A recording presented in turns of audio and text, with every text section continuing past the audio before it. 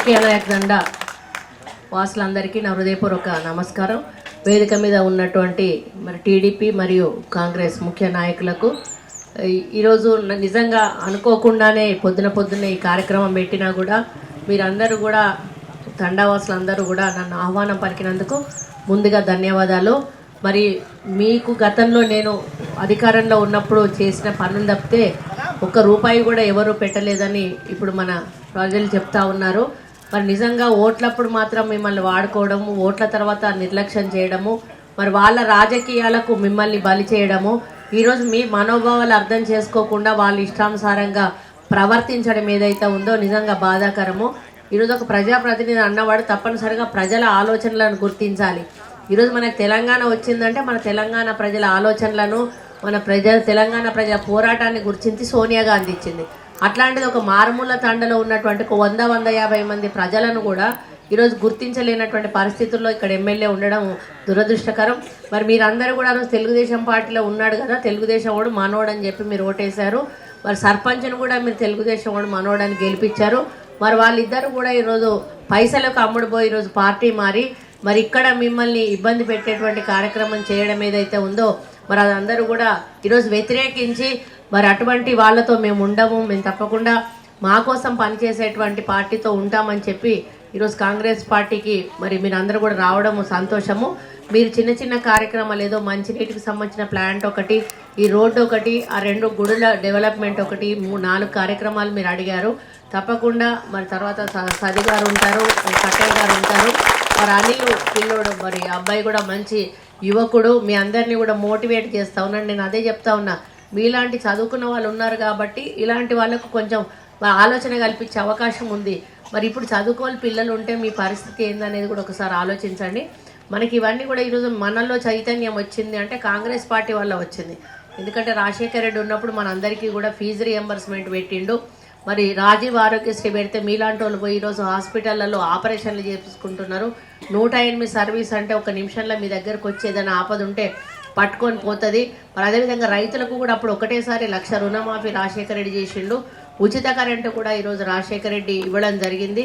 100 రోజుల పని కూడా మనకు ఇప్పుడు చేస్తున్న పని కూడా మరి అది కాంగ్రెస్ పార్టీ అధికారంలో ఉన్నప్పుడు ఇచ్చిందే, ఈ ప్రభుత్వమే ఇవ్వలేదు. కాబట్టి ఈ ప్రభుత్వం ఏదో 1-2 చేసి మొత్తం మేమే చేసినాం అనుకుంటారు. ఇంకా ఏమని ప్రచారం చేస్తారంటే కాంగ్రెస్ పార్టీ అధికారంలోకి వస్తే ఇప్పుడు మేము ఇచ్చే పథకాలన్నీ కూడా తీసేస్తారండి. అది చాలా అబద్ధం. ఎందుకంటే వాళ్ళు ఇప్పుడు మనం చేసిన పథకాలు వాళ్ళు కొనసాగిస్తున్నారు. ప్రజలకు ఉపయోగపడే మంచి కార్యక్రమం ఏదైనా కూడా ఏ ప్రభుత్వం వచ్చినా కూడా కొనసాగిస్తుంది. కాంగ్రెస్ పార్టీ పెట్టిన టీఆర్ఎస్ కొనసాగిస్తుంది. టీఆర్ఎస్ పార్టీ పెట్టిన వాటిలో మంచి కార్యక్రమాలు ఏమన్నా కూడా కాంగ్రెస్ పార్టీ అధికారంలోకి వస్తే కొనసాగిస్తుంది. కాబట్టి అటువంటి దుష్ప్రచారాన్ని దయచేసి వినకండి. మరి ఎమ్మెల్యే గురించి అయితే నేను చెప్పాల్సిన అవసరం లేదు. ఎక్కడికి పోయినా గ్రామాల్లో వాళ్ళే చెప్తా ఉన్నారు.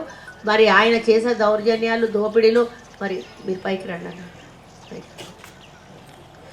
దోపిడీలు, మరి చెరువులు తవ్వడము, చెరువుల మట్టి తీసి రోడ్ల మీద పోయడము, ఈరోజు లక్షల కోట్ల బిల్లులు ఎత్తుకోవడము, కానీ ప్రజల సమస్యలను, ప్రజల రోడ్లను ఎక్కడా కూడా పట్టించుకోలేదు. ఇక్కడే కాదు, పెద్ద పెద్ద గ్రామాల్లో పోయినా కూడా అదే పరిస్థితి. ఇక అటువంటిది మీ మారుమూల తండని ఏడబట్టించుకుంటాడు, ఒకసారి ఆలోచించండి. మరి అటువంటి వాళ్ళకు ఓటు వేసినా కూడా ఈరోజు వృధానే తప్పితే ఏమీ లేదు. మరి 4 సంవత్సరాలు ఆయన పబ్బం గడుపుకున్నాడు ప్రజల పేరు చెప్పి, కానీ మళ్ళీ అధికారంలోకి రావడానికి ప్రయత్నం చేస్తూ ఉన్నాడు. ఈరోజు తెలంగాణ కూడా మన కోసం తెచ్చుకున్నాం, కుటుంబం కోసం తెలియదు. కేసీఆర్ కుటుంబం బాగుపడతా ఉంది. మరి డబ్బులు వాళ్ళకే పోతూ ఉన్నాయి, పదవులు వాళ్ళకే పోతూ ఉన్నాయి.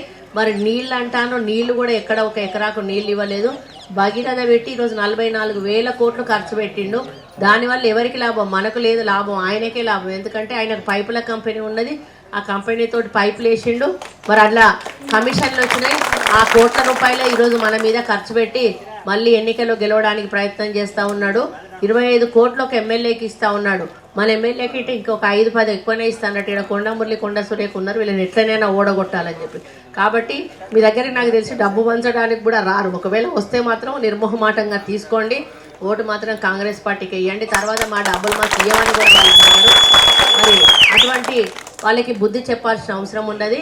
మరి 9 నెలల ముందు వచ్చింది ఎలక్షన్లకు. ఇప్పుడు ఏం చెప్తారు? మళ్ళీ మాకు అధికారం ఇవ్వండి, మేము ఈ పని చేస్తాం, ఆ పని చేస్తాం. 4 సంవత్సరాలు మీరే పరిపాలించిండ్రు, ఇంకా 9 నెలలు మీకు అధికారం ఉన్నది. ఈ 9 నెలలు కూడా పరిపాలించి ఆ పనులు చేసే అవకాశం ఉంది కదా. మరి మీరు అవకాశాన్ని వదిలిపెట్టుకొని మళ్ళీ అధికారం ఇవ్వమనడం ఏంటో మీరు ఒకసారి ఆలోచించండి. కాబట్టి మళ్ళీ ఒకసారి అధికారం ఇస్తే ఇష్టానుసారంగా మరి ప్రజల మీద పడి ప్రజల సొమ్మును మరి దోచుకొని తినొచ్చు అనేటువంటి ఆలోచనతోటి వాళ్ళు ముందుకు వస్తూ ఉన్నారు. ఏది ఏమైనా కూడా మనందరికీ కూడా తెలిసి ఈ ప్రభుత్వము మరి ప్రజలకు ఉపయోగపడే ఏమీ చేయలేదు. తెచ్చిన తెలంగాణని ఈరోజు వాళ్ళు స్వార్థంతో వాళ్ళు ఉపయోగించుకున్నారు కానీ ప్రజలకు మేలు చేయలేదు. కాబట్టి మనం అందరం కూడా ఈరోజు సోనియా గాంధీ గారికి ఇచ్చిన తల్లి మనకు తెలంగాణ, ఆమెకు ఓటేయాలి, కాంగ్రెస్ పార్టీని గెలిపియాలి.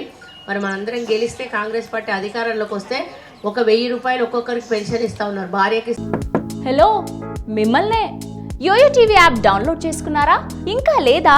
మీ యాప్ స్టోర్కి వెళ్ళి వెంటనే డౌన్లోడ్ చేసుకోండి.